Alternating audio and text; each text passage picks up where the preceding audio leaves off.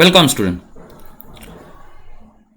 We are starting the second chapter of mathematics. That's the determinants. The two important chapter of the CBSE or ISC in class 12, and that's the determinants and the matrix. But matrix শুরু করতে গেলে ডিটারমিনেন্টসটা আগে জেনে নেওয়া দরকার, তাহলে সুবিধে হবে। ডিটারমিনেন্টস কি? To determine the value. আমরা যদি বলি ডিটারমিনেন্টস মানে কি, the determinants is a particular type of expression written in the special form with the rows and column. আশা করি আমরা এটুকু জানি, আমরা হরাইজন্টাল লাইনগুলোকে বলছি রো, আর যে ভার্টিক্যাল লাইনগুলো থাকছে সেগুলো হলো column. So rho and column দিয়ে আমরা একটা স্পেশাল ফর্মে যদি আমরা কিছু নাম্বারকে আমরা রিপ্রেজেন্ট করি, then we consider that is the determinants. If we consider the determinants, this number of row and column will be equal. If there is 2 row, then there will be 2 column. If there is 3 row, there will be 3 column. Now, for example, this is the representation of a determinants. The mod sign indicating that there will be the value. So this is the value of the del, and del is the determinant. Here is 2 row and there are 2 columns.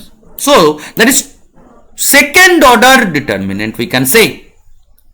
So there is 2 row and 2 columns, so that it is considered as the second order. Now if we consider there will be 3 row and 3 column, then that is the third order. And all the A1, A2, B1, B2, these all called the elements of the determinants. Similarly, the value of the determinants বের করার জন্য আমাদের cross multiply করতে হয়, আর মাঝে একটা minus দিতে হয়। আমরা যদি এটাকে ক্রস মাল্টিপ্লাই করি, it will be very easy A1 B2, আর এটাকে যদি ক্রস মাল্টিপ্লাই করি তাহলে এটা হবে A2 B1, আর মাঝে একটা minus. So the value will be A1 B2 minus A2 B1. The next part, the determinant of the third order can be written just like this. দেখতে পাচ্ছ এখানে 3টে করে রো আছে আর 3টে করে কলাম আছে। A1 B1 C1 the elements of first row, A2 B2 C2 are elements of second row, and A3 B3 C3 are the element of third row. তাহলে বলতে পারি this is third order determinant. একটা জিনিস বলছি, আজকে যদি second order determinant হয় তাহলে আমাদের 4খানা এলিমেন্ট ছিল। থার্ড অর্ডার ডিটারমিনেন্ট থাকলে আমাদের 9 এলিমেন্টস আছে। Actually number of elements is 3 square, that is 9. So we can say the number of elements of the determinant will be n square. তার মানে যদি fourth order determinant হয়, তার মানে there will be 4 rows and 4 columns, so the number of elements and the determinant will be n square. That means 16. Now we have some notes, we have some topic. The first, the determinants is expanded along any one row or any one column. তার মানে একটা ডিটারমিনেন্টকে যে কোনো একটা rho বা যে কোনো একটা কলামের বেসিসে এক্সপ্যান্ড করা যেতে পারে। আর এক্সপ্যান্ড করতে গেলে এই সাইনটা আমাদের মনে রাখতে হবে। অ্যাকচুয়ালি সাইনের যে নিয়মটা সেটা আগে বলি, -1 to the power I plus J. এখন প্রশ্ন হলো I আর জেটা কি? I হলো নাম্বার অফ রো, আর যেটা হলো নাম্বার অফ কলাম। এখন যদি বলি যে স্যার এই যে এটা তাহলে বলতে পারবো এই যে এখানে যে এলিমেন্টসটা থাকবে এটা ফার্স্ট রোতে আছে, তাহলে I এর ভ্যালু 1, ফার্স্ট কলামে আছে তাহলে জে এর ভ্যালু 1, 1 প্লাস 1 কি হলো স্যার 2, আর -1 টু দি পাওয়ার 2 তার মানে তো প্লাস। কিন্তু এখানে যে এলিমেন্টসটা বসবে সেই এলিমেন্টসের আগে কিন্তু মাইনাস হবে। কেন হবে? কারণ এখানকার এলিমেন্টটা ফার্স্ট রোতে আছে। ফার্স্ট রো মানে I এর ভ্যালু কত? I এর ভ্যালু 1। কিন্তু এটা সেকেন্ড কলামে আছে, সেকেন্ড কলাম মানে জে এর ভ্যালু কত? 2, আর 1 প্লাস 2 কত হলো 3, আর -1 টু দি পাওয়ার 3 করলে তো -1ই হয়, তাই এটা মাইনাস হবে। আরবিটারি যদি যে কোনো আরেকটাকে তুমি কনসিডার করো, ধরো এটা, এখানে যে এলিমেন্টসটা থাকবে তার আগে কিন্তু আমাদের ভ্যালু বের করতে গেলে মাইনাস দিতে হবে। কেন? দেখো তো এটা সেকেন্ড রোতে আছে, সেকেন্ড রোতে আছে, তার মানে আই এর ভ্যালু কত? সেকেন্ড রোতে থাকলে আই এর ভ্যালু বলতে পারি 2। আর এটা থার্ড কলামে আছে, থার্ড কলাম মানে জে এর ভ্যালু কত হলো? 3। তাহলে 2 প্লাস 3 মানে 5, আর minus 1 to the power 5, that's mean minus. So এইভাবে আমরা এটাকে অ্যারেঞ্জ করে দিয়েছি তোমাদের সুবিধার জন্য। সেটা হলো plus minus plus minus plus minus plus minus plus. এই পজিশনগুলোতে যে যে এলিমেন্টস গুলো থাকবে তাদের আগে এই সাইনগুলোকে কনসিডার করতে হবে। Next let us expand some determinants. Suppose this is the determinants. একে যদি আমরা এক্সপ্যান্ড করি, আমরা যদি যে কোনো একটা রো এর রেসপেক্টে এক্সপ্যান্ড করি, দেখো আজকে যদি আমি মনে করি a1 এর সাথে কিছু মাল্টিপ্লাই হবে, কি মাল্টিপ্লাই হবে? সোজা কথা বলো, a1টা কোথায় আছে? ফার্স্ট রো আর ফার্স্ট কলাম। কোন এলিমেন্ট যে রোতে আর যে কলামে বসে আছে সেটা ছাড়া যেটুকু থাকবে সেটুকু মাল্টিপ্লাই হবে। তাহলে ফার্স্ট রো আর ফার্স্ট কলাম ছাড়া বাকি যে জায়গাটুকু পড়ে আছে সেখানে দেখো তো এই 4 জন আছে কিনা। তাই a1 এর সাথে মাল্টিপ্লাই হবে এই 4 জনের, আর a1 এর পজিশন ভ্যালু প্লাস ছিল তাই এটা প্লাসে থাকবে। তাই লক্ষ্য করে দেখো a1 প্লাস আছে, তার সাথে মাল্টিপ্লাই হয়েছে এই 4 জন। এবার যদি b1 এর কথা বলি, ভালো করে ভেবে দেখো b1 এর পজিশন ভ্যালু মাইনাস ছিল, তাই b1 এর আগে দেখো একটা মাইনাস আছে। এবার b1টা কোথায় আছে? First row second column. তাহলে ফার্স্ট রো আর সেকেন্ড কলাম ছাড়া কি কি আছে? a2 a3 আর c2 c3। দেখো তো a2 a3 আর c2 c3 আছে কিনা। এবার যদি কেউ বলে c1 এর রেসপেক্টে c1 এর পজিশন ভ্যালু কি ছিল? আমার মনে হয় c1 এর পজিশন ভ্যালু ছিল প্লাস, তাই দেখো c1 এর আগে প্লাস আছে। c1টা কোথায় আছে? ফার্স্ট রোতে আছে আর থার্ড কলামে আছে। তাহলে ফার্স্ট রো আর থার্ড কলাম ছাড়া দেখো তো এই 4 জন আছে কিনা, যেখানে a2 b2 a3 b3 দেখো আছে। এবার যদি সিম্পল মাল্টিপ্লাই করো তাহলে এটার সাথে এটার মাল্টিপ্লাই হবে, মাইনাস এটার সাথে এটার মাল্টিপ্লাই হবে। তাহলে it will be a1 into b2 c3 minus b3 c2। এখানে কি হবে? মাইনাস b1, এখানে হবে a2 c3 minus a3 c2। এবার যদি আমরা এখানে মাল্টিপ্লাই করি তাহলে এখানে হবে plus c1 into a2 b3 minus a3 b2, and that will be the expansion of any determinant. এবার একটা কথা বলি, আজকে যদি তোমাকে কেউ জিজ্ঞেস করে a1 এর সাথে কি আছে, আমি বলতে পারি স্মল a1 এর সাথে আমার এই ডিটারমিনেন্টসটা আছে। আমরা বলতে পারি this is the second order determinants. এই সেকেন্ড অর্ডার ডিটারমিনেন্টকে বলো ক্যাপিটাল a1।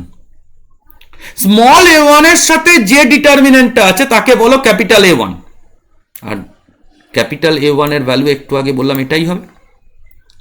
আজকে স্মল b1 এর সাথে যে ডিটারমিনেন্টটা আছে তাকে বলো ক্যাপিটাল b1, তাহলে this is capital b1, a2 a3 c2 c3, যার ভ্যালু বলতে পারি a2 c3 minus a3 c2। এবার এখানে একটা কথা এসেছে, দেখো আমাকে বলছে ক্যাপিটাল a1 মানে কি? ক্যাপিটাল a1 কার সাথে আছে? স্মল a1 এর সাথে। তাই এই ক্যাপিটাল a1 কে বলা হচ্ছে কোফ্যাক্টর অফ স্মল a1। এবার যদি বলি b1 এর সাথে স্মল b1 এর সাথে কে আছে, বলতে পারছি এই ডিটারমিনেন্ট আছে উইথ আ মাইনাস, কারণ b1 এর পজিশন ভ্যালু তো মাইনাস ছিল।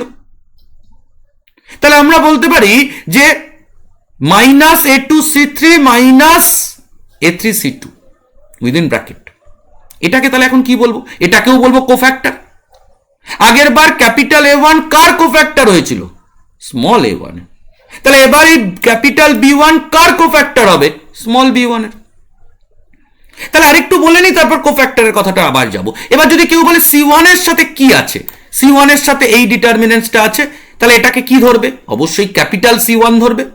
পজিশন ভ্যালু প্লাস, তাই এখানে প্লাসেই আছে, পজিটিভ আছে। এক্সপ্যান্ড করলে কি হবে? a2 b3 লিখলাম ইন্টু a3 b2 হলো মাইনাস হয়ে গেছে। তাহলে এটা কি? এটাও কোফ্যাক্টর। তাহলে কার কোফ্যাক্টর? স্মল c1 এর কোফ্যাক্টর। তার মানে সোজা কথা বুঝে নাও, স্মল a1 এর সাথে যে আছে সে ক্যাপিটাল a1, সেটা হলো স্মল a1 এর কোফ্যাক্টর। তাহলে একটা এলিমেন্টস এর সাথে যে সাথে থাকবে, একটা এলিমেন্টস এর সাথে যে থাকবে সেটাই কি হবে? সেটাই কোফ্যাক্টর হবে।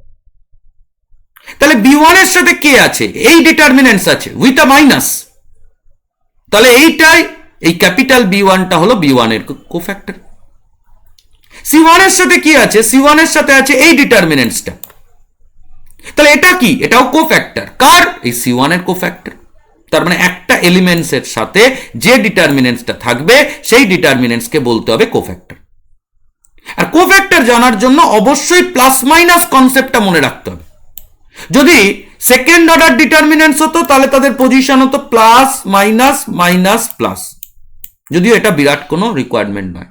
কিন্তু থার্ড অর্ডারটা important, plus minus plus, minus plus minus, plus minus plus. তার মানে একবার নিজেরা যদি একটু বুঝে নাও, a1 এর কোফ্যাক্টর পজিটিভ, b1 এর কোফ্যাক্টর নেগেটিভ, c1 এর কোফ্যাক্টর পজিটিভ। আবার a2 এর কোফ্যাক্টর নেগেটিভ, b2 এর কোফ্যাক্টর পজিটিভ, কারণ এখানে পজিটিভ আছে, আর c2 এর কোফ্যাক্টর নেগেটিভ। a3 এর কোফ্যাক্টর পজিটিভ, b3 এর কোফ্যাক্টর নেগেটিভ, c3 এর কোফ্যাক্টর পজিটিভ। আর এক্সপ্যান্ড করার সময় মনে রাখবে a1 এর সাথে কি মাল্টিপ্লাই হবে? a1 এর সাথে যেটা মাল্টিপ্লাই হবে সেটা হলো a1 যে রোতে আর যে কলামে বসে আছে সেটা ছাড়া বাকি যেটুকু আছে সেটা মাল্টিপ্লাই হবে। এই cofactor is a very very important part of determinants. Cofactor মানে একটা ডিটারমিনেন্ট যার অর্ডার মেন ডিটারমিনেন্টের থেকে কম। কারণ আজকে মেন ডিটারমিনেন্টের অর্ডার কত ছিল? 3, কিন্তু কোফ্যাক্টর গুলোর দেখো প্রত্যেকটার অর্ডার কত আছে? 2। তার মানে কোফ্যাক্টরের অর্ডার সবসময় মেন ডিটারমিনেন্টের অর্ডারের থেকে কম হবে। কোফ্যাক্টর কারা? একটা এলিমেন্টস এর সাথে যে ডিটারমিনেন্টটা মাল্টিপ্লাই হচ্ছে সেটাই cofactor with it placed sign. সে সাইনটা হয় পজিটিভ না হলে negative. Next we are moving to our next part. Next পার্টে আমরা কি দেখব? নেক্সট পার্টে আমাদের বলছে যে if we expand this total, তাহলে অলরেডি আমরা বলেছি যে আমাদের কাছে দিস ইজ দ্য এক্সপ্যানশন। কারণ আমরা একটু আগে বলেছিলাম এটাই হলো cofactor of a1, this was the cofactor of b1 and this was the cofactor of c1. এবার যদি আমাদের কেউ বলছে the determinant can be similarly expand along the elements of the column, একটা জিনিস লক্ষ্য করে দেখো, এখানে যখন তোমরা এক্সপ্যান্ড করলে a1 b1 c1 ধরে করলে, কেউ বলতে পারতো কেন স্যার আমি a2 b2 c2 ধরে করতে, a2 b2 আর সরি a1 a2 আর a3 ধরে করতে পারি? তাহলে আমরা যখন আগের বার এক্সপ্যান্ড করলাম তখন উইথ আর অ্যালং আর রো, তাই জন্য a1 আছে, b1 আছে, c1 আছে। কিন্তু কেউ যদি চাইতো অ্যালং আ কলাম এক্সপ্যান্ড করবে, যে কোনো কলাম, তাহলে a1 এর সাথে মাল্টিপ্লাই হতো তার কোফ্যাক্টর, a2 এর সাথে মাল্টিপ্লাই হতো তার কোফ্যাক্টর, a3 এর সাথে মাল্টিপ্লাই হতো তার কোফ্যাক্টর, আর a1 এর পজিশন ভ্যালু হতো প্লাস, a2 এর পজিশন ভ্যালু হতো মাইনাস, আর a3 এর পজিশন ভ্যালু হতো প্লাস। তাহলে আমরা তখন কি বলতাম? a1 into capital A1 is the cofactor of small a1, b1 into capital B1, already বলেছি a1 capital A1, b1 capital B1, c1 capital C1। আবার আমরা a2 capital A2 এটাও বলতে পারি, b2 capital B2 বলতে পারি, c2 capital C2 বলতে পারি। কিন্তু বলার সময়ের সাথে সাথে তোমরা এটা বুঝে নাও যে a2 কোফ্যাক্টরটা মাইনাস হতো কারণ এর পজিশন ভ্যালু মাইনাস, b2 এর কোফ্যাক্টর প্লাস হতো, c2 কোফ্যাক্টরটা মাইনাসে হতো। ঠিক একইভাবে যদি আমরা থার্ড রো নিয়েও বলি তাহলে কি বলতাম? a3 capital A3 capital A3 টার position value plus, B3 capital B3, B3 এর ক্ষেত্রে ক্যাপিটাল B3 এর পজিশন ভ্যালু হতো minus, C3 capital C3, capital C3 এর পজিশন ভ্যালু হতো মাইনাস না প্লাস। তাহলে দেখো এই প্রত্যেকটাই এক্সপ্যান্ড করেছি অ্যালং দ্য রো। ঠিক একইভাবে যদি আমাদের কেউ অ্যালং দ্য কলাম বলতো, বলতে পারতাম small a1 capital a1 plus small a2 capital a2 plus small a3 capital a3, যেখানে a1 পজিটিভ, a3 পজিটিভ কিন্তু a2 নেগেটিভ। এবার যদি সেকেন্ড কলাম ওয়াইজ আমরা করতে চাইতাম, তাহলে তোমরাই বলতে পারবে b1 capital b1, b2 capital b2, b3 capital b3, just look at. কিন্তু b1 এর এইখানে কোফ্যাক্টরটা মাইনাস হতো, কিন্তু b2 এর কোফ্যাক্টর প্লাস হতো, b3 এর কোফ্যাক্টর মাইনাস হতো। ঠিক একইভাবে যদি থার্ড কলাম ওয়াইজ আমরা করতাম তাহলে কি হতো, c1 capital c1, c2 capital c2, c3 capital c3, দেখো হতো। তখন এই c1টা কি হতো, c1টা পজিটিভে হতো, c2টা কি হতো নেগেটিভে হতো, c3টা কি হতো নেগেটিভে হতো। আমি বারবার বলছি plus minus plus, minus plus minus, and লাস্টেরটা প্লাস মাইনাস প্লাস। সো এই পজিশনগুলো ভুলবে না। And one determinant can be expressed into 6 ways. Either it is along a row or it is along a column. Now, so these are the 6 ways to determine the order of 3. Next, some notes are there, key notes. In a determinant del, the determinant of the lower order obtained by omitting the row and column which contain the element is called the minor. আমরা একটু আগে একটা কথা বললাম, কথাটার নাম ছিল cofactor. আজকে যদি আমাকে কেউ বলতো a1 এর কোফ্যাক্টর কি, আমরা বলতে পারতাম b2 b3 c2 c3। আমি যদি বলতাম b1 এর কোফ্যাক্টর কি, b1 এর কোফ্যাক্টরটা আমি যদি এখানে লিখতাম, বলতাম a2, এটা হতো, নিচে কি থাকতো, নিচে a3 থাকতো, এদিকে কি হতো, এদিকে c2 হতো। কারণ আমি বারবার বলছি যে রোতে আছে সেই রোটা নেব না, আর যে কলামে আছে সেই কলামটা নেব না, তাহলে বাকি কি থাকবে a2 a3 c2 c3, তাহলে a2 a3 c2 c3 নিয়ে এটাকে বললাম দিস ইজ দ্য কোফ্যাক্টর। না বলা যাবে না এর আগে। যদি এই মাইনাসটা না নিতাম, তাহলে যদি শুধু এইটুকু নিতাম তাহলেই তার নাম হতো মাইনর। তাই একটা সোজা কথা বুঝে নাও, কোফ্যাক্টরে প্লাস মাইনাস ভাবতে হবে, আর এই প্লাস মাইনাসটা না ভেবে যদি লিখতাম তাহলে সেটাই হতো মাইনর। তার মানে মাইনর অলওয়েজ পজিটিভ, বাট কোফ্যাক্টরে প্লাস হতে পারে কিংবা মাইনাস হতে পারে। তাই আমাদের কাছে নেক্সট কথাটা বলেছে যে রোতে আর যে কলামে আছে সেটা ছাড়া যদি আমি আর এলিমেন্টস গুলো লিখি তাহলেই সেটা আমার মাইনর হবে।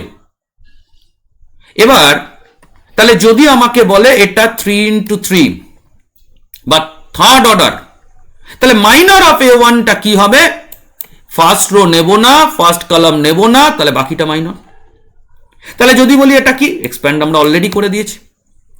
আমাদের যদি কেউ বলে কোফ্যাক্টর অফ a1 কি হবে, বলবো ওটাই হবে। কেন, কারণ এর পজিশন ভ্যালু প্লাস, তাহলে মাইনরও যা কোফ্যাক্টরও তাই। কিন্তু যদি আমাদের বলতো মাইনর অফ b1 কি হবে, আমরা একটু আগে লিখলাম a2 a3 c2 c3 লিখলাম, এখানে কোনো প্লাস মাইনাস দেব না কারণ মাইনর অলওয়েজ পজিটিভ। কিন্তু যদি বলতো কোফ্যাক্টর অফ b1 কি হবে, তখন বলবো এটা তো হবে, কিন্তু যেহেতু b1 এর পজিশন নেগেটিভ তাই এটা মাইনাস দিয়ে হবে। তাহলে সোজা কথা বুঝো, আজকে যদি আমাদের কেউ বলে যে কোফ্যাক্টর কি, বলবো কোফ্যাক্টর আর মাইনর সেম। মাইনরে কোনো সাইন ভাবতে হয় না, কোফ্যাক্টরে প্লাস কি মাইনাস সেটা ভাবতে হবে। আমার কোনো এলিমেন্ট যে রোতে বসে আছে সেই রো আর সেই কলামটা না নিয়ে বাকি যেটা পড়ে আছে সেটাই মাইনর। আর মাইনরে যদি সাইনটা ভেবে নেওয়া যায় তাহলেই সেটা কোফ্যাক্টর। তাই মাইনর সবসময় পজিটিভ, কোফ্যাক্টর পজিটিভও হতে পারে আবার নেগেটিভ হতে পারে। A1 এর জন্য দেখো মাইনর আর কোফ্যাক্টর দুটোই সেম, কারণ A1 এর পজিশন ভ্যালু পজিটিভ, কিন্তু B1 এর জন্য মাইনর আর কোফ্যাক্টর একটু আলাদা। মাইনরটা অলওয়েজ পজিটিভ, কোফ্যাক্টরে নেগেটিভ আছে। সো ইন জেনারেল আমরা যদি বলছি যে মাইনর আর কোফ্যাক্টরের ভ্যালু সেম থাকছে, শুধু কোফ্যাক্টরে প্লাস বা মাইনাস কনসিডার করতে হচ্ছে, তাহলে আমরা এরকম একটা কথা বলতে পারি যে কোনো একটা মাইনরের সাথে, আমি একটু আগে বলেছিলাম প্লাস মাইনাসটা কি করে হয়, ওই -1 to the power i plus J, যদি i প্লাস জেটা পজিটিভ ইভেন হয় তাহলে এটা পজিটিভ, তখন কোফ্যাক্টর আর মাইনর দুজনই সেম। আর যদি স্যার এই i প্লাস যেটা অড নাম্বার হয় তাহলে এটা মাইনাস, তখন কোফ্যাক্টর আর মাইনরের ভ্যালু সেম হবে, শুধু কোফ্যাক্টরের আগে একটা নেগেটিভ সাইন হবে। So this is the description of the cofactor and the minor. And the next one, a determinant of nth order can be expressed successively in factorial ways. একটু আগে আমরা দেখলাম একটা থার্ড অর্ডারকে আমরা কত ওয়েতে সাজিয়েছিলাম, 6 ওয়েজে। 6 ওয়েজ মানে 1 into 2 into 3, তার মানে বলতে পারি দিস ইজ 3 ফ্যাক্টোরিয়াল। তাই থার্ড অর্ডার ডিটারমিনেন্টকে আমরা 3 ফ্যাক্টোরিয়াল ওয়েজে সাজাতে পারছি, এন অর্ডার ডিটারমিনেন্টকে আমরা n ফ্যাক্টোরিয়াল ওয়েজে অ্যারেঞ্জ করতে পারবো। So now we have to move to the application of these determinants into the geometry, and we will discuss it in the next class.